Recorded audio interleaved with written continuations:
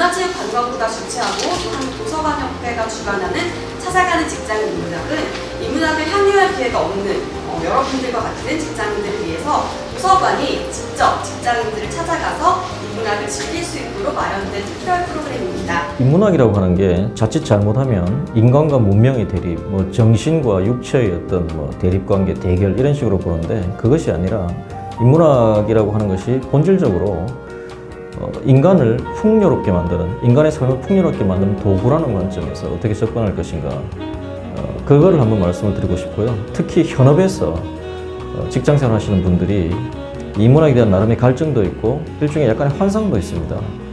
그 부분에 대해서 제 나름대로 이해한 인문학에 대한 이해와 실체, 이런 부분들을 말씀드릴 예정입니다. 이렇게 귀한 시간에 와주셔서 감사드리고요. 저는 이제 자신만의 관점을 형성해서 창조하고 소통하라 이런 이야기를 하려고 하는 건데, 경영 쪽에, 컨설팅 쪽에 있는데 왜 갑자기 인문학이냐 이렇게 생각을 하실 수 있는데, 사실 경영학에서 이야기하는 여러 가지 어떤 메커니즘이라든지 경영의 여러 가지 어떤 기본적인 원칙과 논리들이 사실은 생물학과 굉장히 비슷합니다.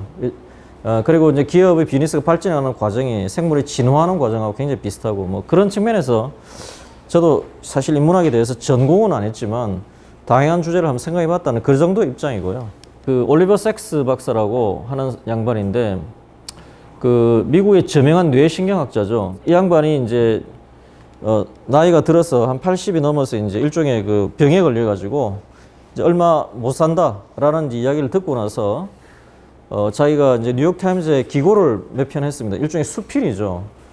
죽기 전에 쓰는 글이 얼마나 진실하겠습니까? 그 대목입니다. 그래서 이 사람은 자신의 삶을 반추하면서 이 아름다운 행성에서 저는 지각이 있는 존재이자 생각하는 동물로 살아왔으며 이는 엄청난 특권이자 모험이었다라는 이야기인데 저는 굉장히 공감을 합니다. 근데 여기서 중요한 건 뭐냐면 지각이 있는 존재 and 생각하는 동물이라는 겁니다. 동물.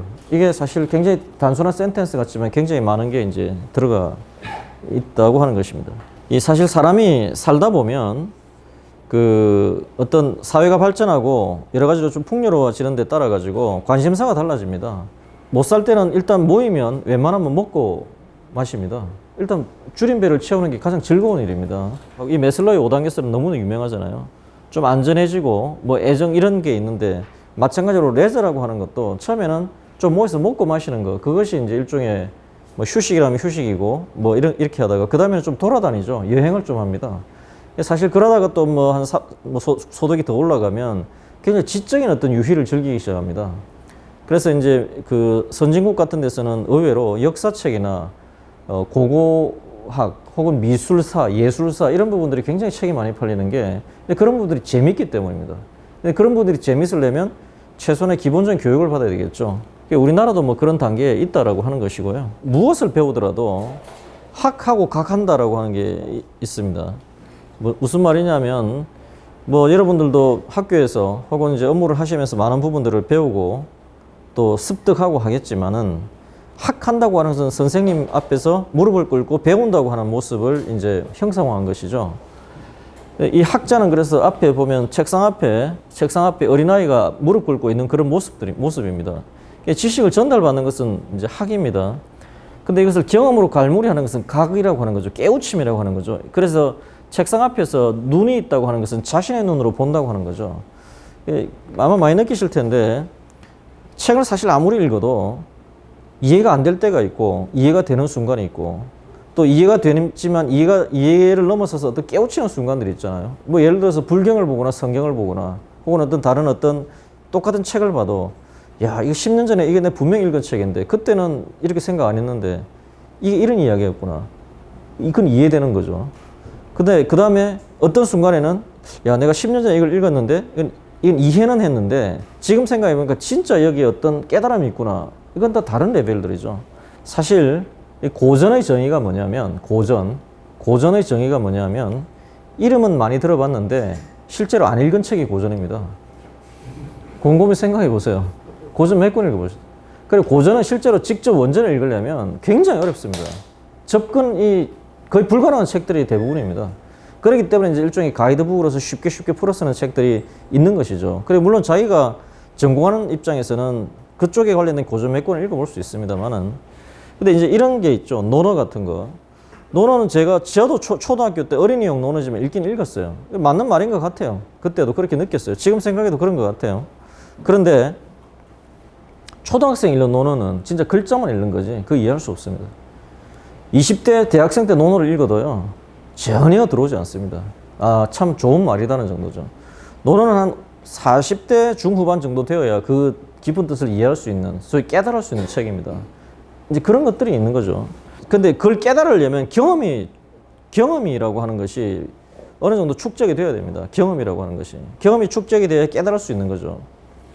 그런 의미에서 인문학도 마찬가지입니다. 인문학 어떻게 보면 인문학과 관련해서 여러 가지 이야기를 많이 하는데 어떤 경우는 정말 책만 읽은 사람들은 책만 보고 이야기합니다. 고단함을 느껴보지 못한 사람은 사실은 삶의 가치에 대해서 본질을 알지 못합니다. 제가 보기에는. 그런 거예요. 평생 한번 그런 거 하지 않고 책이나 읽고 이야기하면 어떻게 좀 쉽게 말하면 좀 멍멍한 이야기를 하게 돼 있어요. 그래서 이제 어떤 컨텐츠를 흡수를 하더라도 자신의 경험에 비추어서 이해를 하는 것이 중요한 것 같다 라는 이야기를 하는 것이고요. 우리나라 인문학의 사실 열풍은 스티브 잡스가 불을 붙인 겁니다. 스티브 잡스는 이제 2011년에 아이패드 2 발표회장에서 이렇게 이야기하죠. 사람들의 가슴을 두근거리게 만드는 애플의 DNA는 기술을, 테크놀로지를 자유교양 및 인문학과 결합시키는 데 있다. 이렇게 이제 이야기를 합니다. 그리고 그것이 자기가 이제 어릴 때부터 그런 인문학적 소양을 기술과 결합을 시킨 것이 저때 2011년이면 뭐 스티브 잡스 최전성기죠. 그죠? 거의 뭐 신이라고까지 느껴질 그런 정도입니다. 그때 이야기를 하면서 또 우리나라의 저 이야기가 이제 좀 소개가 되니까 뭐 엄청난 이제 폭발력을 불러일으켰습니다. 그러면서 이제 뭐 이런저런 이야기가 이제 나왔는데, 사실 이제 스티브 잡스가 실제로 그거는 있습니다. 이 스티브 잡스 전기에 나오는 유명한 이야기인데 자신의 역할 모델은 로버트 오펜하이머였다는 거죠.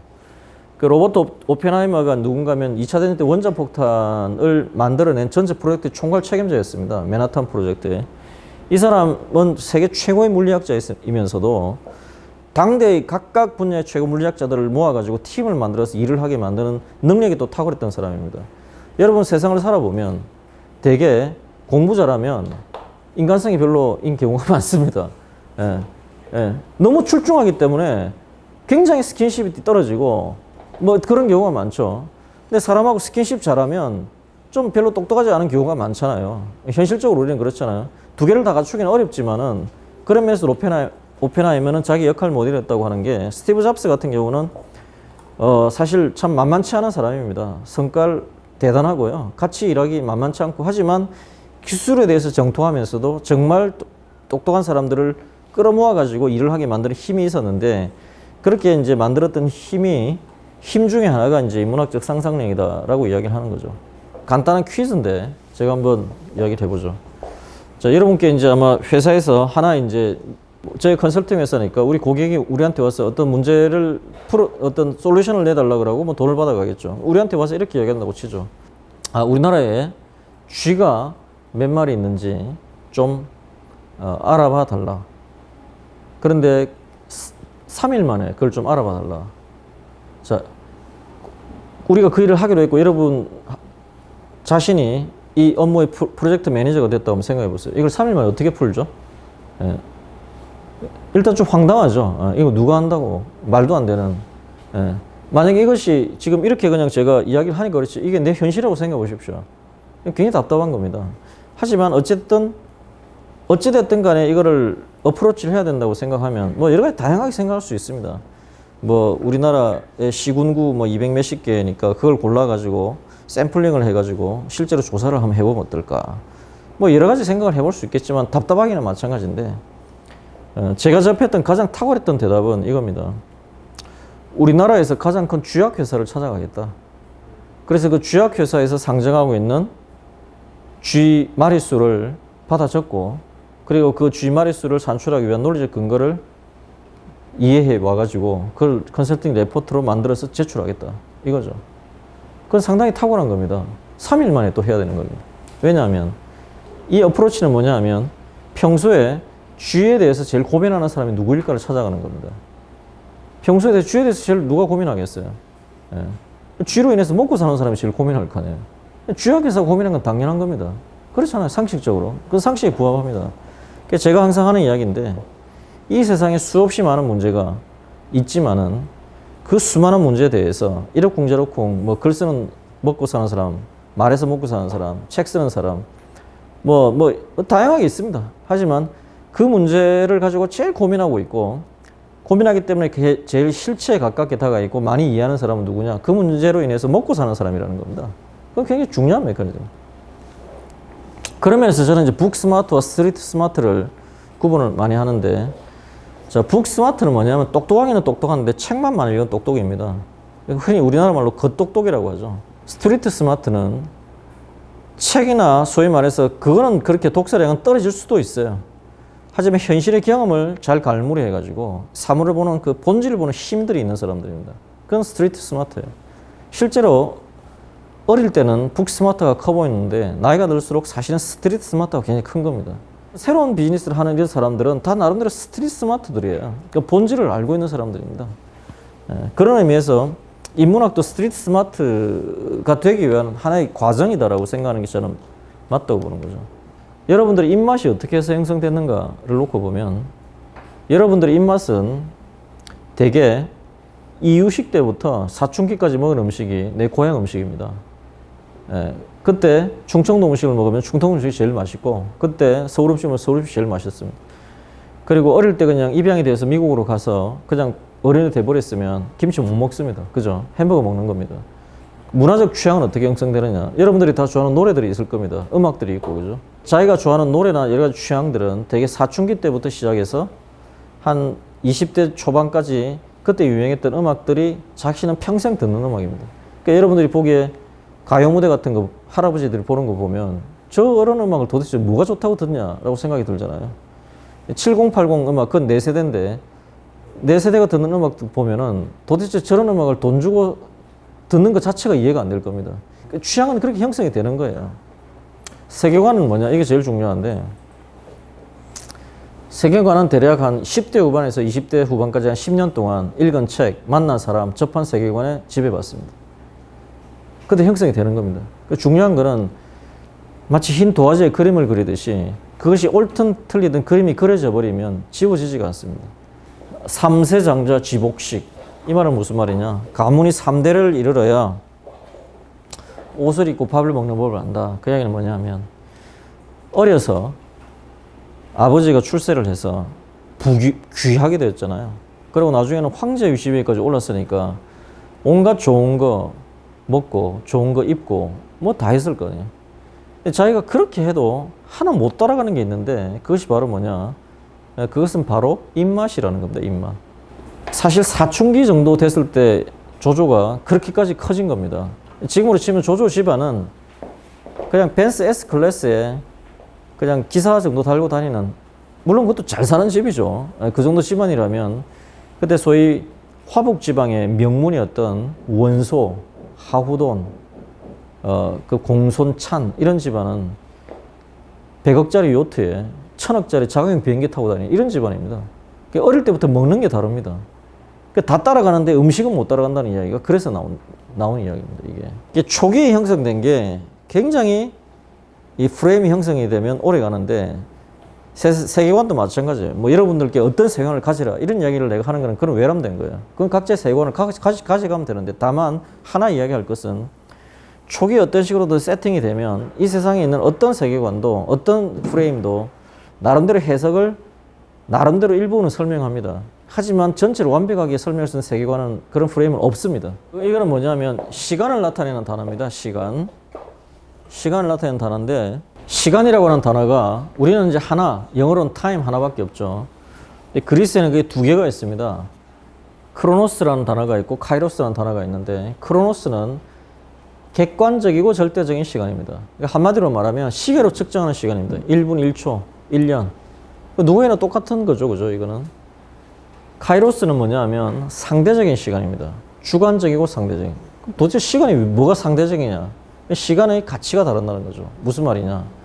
사람이 살면서 어떤 3년은 기억도 안 나고 아무것도 한 것도 없고 생각도 안 나는 3년이 있는 반면에 내가 어떤 사람을 만나서 지냈던 그 하루가 내 인생을 바꾼 하루가 있을 수 있습니다.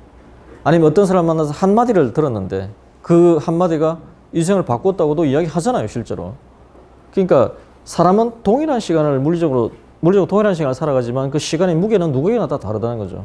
예수라는 존재가 이렇게 서서 이야기를 할 때 그 순간에도 그 말 한마디를 듣고 인생을 바꾼 사람이 있을 것이고요. 그 한마디를 들으면서도 도대체 무슨 말하는지 모르겠다고 그냥 집에 간 사람이 있을 겁니다. 그게 바로 시간의 무게감이 다른 겁니다. 그죠? 이걸 왜 제가 이야기하냐면, 보세요. 크로노스라고 하는 것, 객관적인 시간은 누구에게나 똑같이 가지만 시간의 무게감과 의미는 다르다는 게 그 의미도 다릅니다. 자, 보세요. 오늘이 2016년 8월 31일인데 한 달 전으로 돌아가 보죠. 2016년 7월 30일로 돌아가 보죠. 7월 30일자면 그렇게 30일은 굉장히 가까운 과거죠. 근데 7월 30일자에 쓰여진 신문을 한번 본다고 생각했어요. 그 하나도 읽을 게 없습니다. 그날 신문을 아마 보면 틀림없이 박태환은 메달을 딸 것인가, 박인비는 우승을 할 것인가, 뭐 이런 이야기들이 나올 겁니다. 그죠? 우리 이미 거의 의미가 없는 이야기들이잖아요. 예, 가깝지만 의미 없는 과거입니다. 이거는 뭐냐면 성경인데 2000년 전에 성립된 거죠. 뭐 성경이 아니라 불경이라도 상관없습니다. 2500년에 쓰여진 논어도 상관없고. 어쨌든 이런 경전들을 놓고 보면 시간이 지나서 저 시대를 살았던 사람들은 종이 연필도 없었던 사람들입니다. 이 사람들이 살아가던 세계는 우리하고 완전히 다른 세계죠. 하지만 이 사람들이 삶에서 느낀 뭔가를 글로 남겼는데 그것이 2016년 오늘도 아마 논어를 보면서 굉장히 공감하는 사람이 있을 겁니다. 그 왜 그럴까요? 그것이 바로 카이로스입니다. 삶을 살아가는 본질적 측면은 변하지 않기 때문입니다. 70년을 살아도 굉장히 진실한 순간은 그렇게 많지 않습니다. 그 진실한 순간의 경험, 그것이 바로 굉장히 가치 있는 거예요. 인간이 얼마나 발달했는지 제가 좀 다르게 한번 패러디해 보겠습니다. 빌 게이츠가 83년에 사무실에 앉아있던 모습입니다. 이 이후 10년 동안에 전 세계 최고의 거부가 되었고 이때는 아마 아버지한테 돈 타가지고 햄버거 사 먹는 학생이었습니다. 83년에, 그죠? 근데 아프리카 칼라리 사막에 이제 부시맨이 있습니다. 자, 이렇게 놓고 봤을 때 빌 게이츠의 딸과 부시맨의 아들을 결혼시켜서 애 낳는데 전혀 지장 없죠. 호모사피엔스로 동일합니다. 그죠? 물론 그럴 리는 없죠. 근데 이 이야기가 너무나 황당하게 들릴 만큼 이 두 사람은 간격이 벌어져 있죠. 시간을 앞으로 놓고 보죠. 구석기 시대인 만년 전으로 돌아가서 미국에서 제일 똑똑한 한 놈하고 아프리카 칼라리 사막에 사는 평범한 사람하고 두 사람 해가지고 결혼시켰다. 얼마나 차이 나겠습니까? 인간의 문명은 그만큼 차이가 나는 겁니다. 불과 50년 전만 하더라도요. 국가가 혹은 어떤 집단이, 예를 들어서 뭐 우리나라 같으면 제일 큰 회사가 삼성전자, 현대자동차, 미국에서 제일 큰 회사면 GM, 혹은 뭐 국가로 치면 미국, 소련, 이 정도 되는 큰 나라와 어떤 평범한 개인이 갖고 있는 지식의 차이, 정보의 차이, 이거는 비교 불가능한 겁니다. 그죠? 지금은 어느 수준인가요?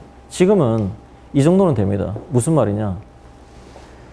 그냥 평범한 일반 사람도 PC나 이런 그 인터넷에 연결되는 이런 디바이스 하나를 갖고, 그죠? 구글링만 할 수 있으면 사실 웬만한 정보는 엄청나게 접근이 가능한 겁니다. 한 세대 전만 해도 탄자니아의 어린이가 미국의 대통령과 똑같은 정보를 얻는 일은 상상조차 할 수 없었다는 거죠. 지금은 그 순간에 가 있는 겁니다. 그래서 사실 자기 관점만 올바르게 정립되어 있으면 얼마든지 많은 정보에 접근할 수 있고, 그리고 자신의 나름대로의 그 세계관, 올바른 세계관을 정립해가지고 제일 중요한 것은 자신의 삶을 아주 가치 있게 살아갈 수 있다. 이것이 바로 제가 말씀을 드리는 거죠. 지금은 뭐 시골에 사나 도시에 사나 서울에 사나 솔직히 별 차이 없습니다. 왜 다 텔레비 보고 홈쇼핑으로 옷 사입고 하기 때문에. 제 어릴 때만 하더라도 하여튼 촌 사람은 딱 보면 편합니다. 옷 입은 것도 틀리고 말하는 것도 틀리고 완전히 틀리기 때문에. 그때는 그렇습니다. 그럴 때라고 생각해 보세요. 시골 할아버지가 시골에서 그냥 하루 종일 농사 짓고 그냥 뭐 사람 많아봐야 한 20, 30명 모인 게 최고인 장터가, 시골 장터가 제일 북적. 이 사람이 이제 아들이 서울에 가서 자리 잡았다고 하니까 서울 구경도 할 겸 서울 구경 처음으로 서울에 옵니다. 이 할아버지가 깜짝 놀란 거예요. 그래서 이 할아버지가 하는 말이 아들한테, 야, 얘야, 서울에 와보니까 진짜 농사질 땅도 하나 안 보이는데 이 많은 사람들이 도대체 뭘 해서 먹고 사니? 라고 했더니 그 아들이 한 말이, 이 많은 사람들이 서로 뜯어먹고 삽니다. 서로 뜯어먹는다고 하는 것은 서로 가치를 교환하고 사는 겁니다. 가치를 교환하는 겁니다. 시장에서, 그죠? 예. 가치를 교환하고 사는 겁니다. 자, 이게 이제 2016년 이제 칼럼에서 제가 인용한 건데, 네팔에 가보니까 이제 이런 표현이 있어요. 어떤 뭐 경제학자가 쓴 표현인데, 네팔에 가보니까 그냥 보통 집의 평범한 사람도 정말 팔방미인이라는 거야. 농사 잘 짓지, 소 잘 키우지, 지붕도 잘 고쳐. 그 다음에 뭐 집 지으려면 집도 지어. 뭐 웬만한 거 농기구 같은 거 지가 또 다 만들었어. 너무너무 온갖 걸 다 잘해.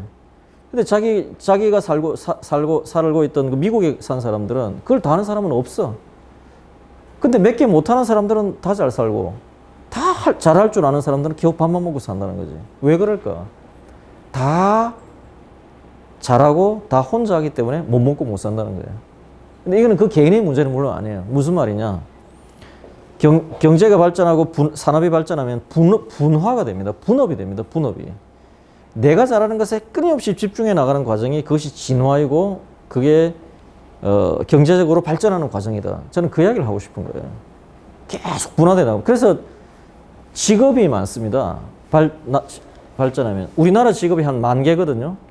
미국이 30,000개고 일본이 한 20,000개입니다. 예, 직업이 분화된다고 하는 것. 직업이 분화된다고 하는 것은 내가 잘하는 것에 집중하고 내가 잘 못하거나 내가 하는 것이 별로 그렇게 효과적이지 않은 부분들은 계속 남에게 구매를 해서 살아가는 쪽으로 변화하는 겁니다. 직업이 계속 분화돼 나가는 거. 그게 바로 어쩌면 발전입니다. 경쟁을 한다. 자, 우리가 이제 이거는 제가 시장이라고 하는 게 시장 하면은 경쟁을 하고, 그죠? 그럼 무슨 다른 거 떠오르죠? 경쟁을 하면 패배를 하고, 패배를 하면 퇴출이 되고, 그렇게 되면 비극이 일어나고, 뭐 이렇게 이제 막 이렇게 흘러가죠, 그죠? 예, 흘러가는데, 물론 그런 측면은 있어요. 근데 이거는 한번 생각을 해보세요. 저도 정말 최근에 와서 좀 많이 실감을 하는 건데, 본질이 뭐냐는 거죠, 본질. 자, 시장이 왜 존재하느냐는 거죠. 시장이 존재하는 목적은 경쟁을 하는 거냐? 그렇지 않습니다. 시장의 목적은 경쟁을 통해서 발견하는 겁니다. 뭘 발견하는 거냐? 물건을 사려는 사람은 경쟁을 시켜서 나한테 가장 맞는 물건을 발견하는 것이고요. 물건을 팔려는 사람은 고통스럽지만 경쟁을 거쳐서 내 물건의 가치를 가장 잘 인정해주는 사람을 찾아가는 과정입니다. 시장은 경쟁이 목적이 아니라 경쟁을 통해서 발견하는 과정이 끊임없이 계속되는 겁니다. 이건 좀 굉장히 추상적인 개념인데 이거는 꼼꼼히 한번 생각해 보실 필요가 있습니다. 그래서 이 시장이라고 하는 것만 이야기도 사실 1시간을 해야 되는데, 시장이라고 하는 것이 물론 이제 어떤 놈이 들어와서 갑질하고 하면 그거는 왜곡된 시장입니다. 저는 뭐 그런 이야기를 하려고 하는 게 아니라 누구나 참여할 수 있는 효율적이고 합리적인 시장으로 놓고 봤을 때 시장은 굉장히 공정하고 그리고 자비로운 겁니다. 자, 생각해 보세요. 우리가 물건을 살 때 이 갑질 이런 거는 없다고 칩시다. 그러면 물건을 살 때, 이 물건을 살 때, 자, 여러분이 기본적으로 어떤 물건을 사더라도 이 물건의 가격, 품질, 디자인, 그 다음에 뭐 AS 이런 걸 생각하죠, 그죠? 물건을 살 때 남자가 만들었는지, 여자가 만들었는지, 흑인이 만들었는지, 이슬람이 이런 거 생각하지 않습니다. 시장은 기본적으로 그런 사회적 관계 자체보다도 나에게 필요한 가치 중심으로 생각하는 기본적인 가치 체계입니다.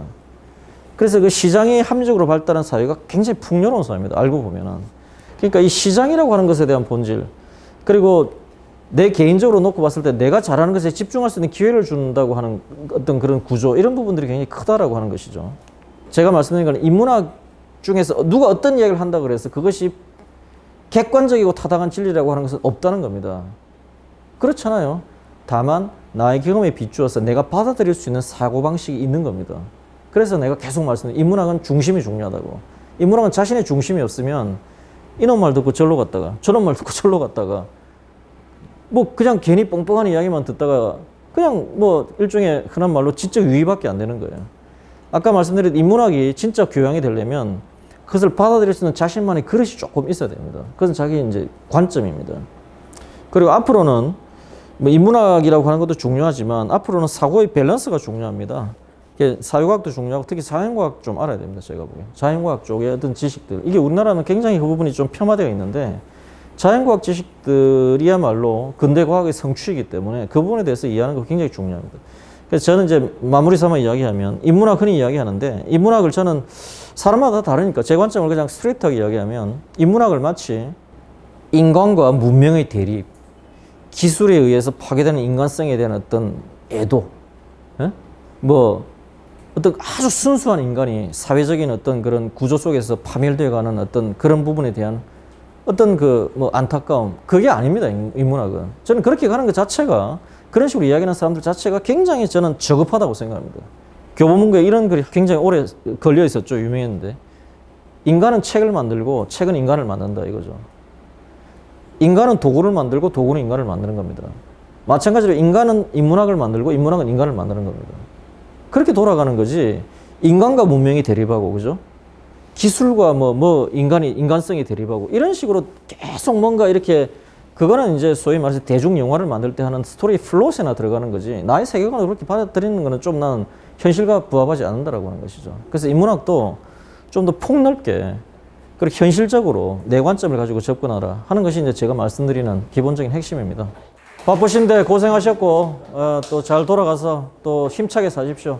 네, 수고하셨습니다. 평소 인문학에 대해서 깊게 생각해 본 적도 없었고 제가 생각하기에도 좀 멀리 있는 거라고 생각을 했는데 오늘 강의를 들어보게 되니까 이제 제가 주변에서도 쉽게 찾을 수 있고 또 제 가치관 같은 것도 새롭게 형성할 수 있는 그런 좋은 시간이 되었던 것 같습니다. 이렇게 어떻게 보면 인문학 관련된 내용은 접하지를 못하거든요. 그런데 이제 그거를 좀 더 확장시켜 줄 수 있는 그런 시간이 되었던 것 같아서 좋았어요.